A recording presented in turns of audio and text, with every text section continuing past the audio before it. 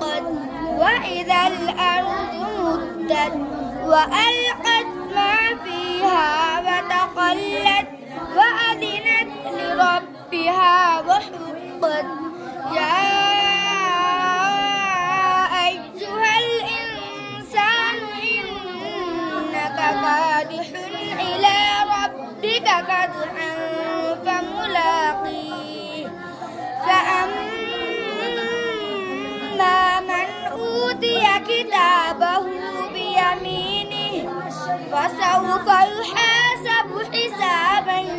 يسيرا وينقلب إلى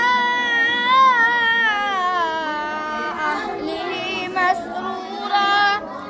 وأما من أوتي كتابه وراء ظهره فسوف يدعو ثبورا ويصلى سعيرا إنه كان في أهله مسرورا إنه ظن أن لن يحور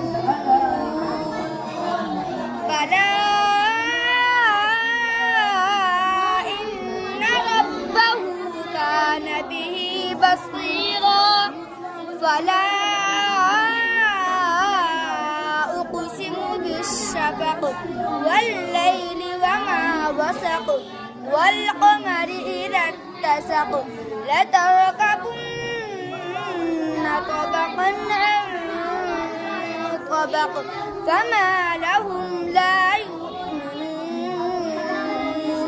وإذا قرئ عليهم القرآن لا يسجدون بل الذين كفروا يكذبون والله أعلم بما يوعون فبشرهم بعذاب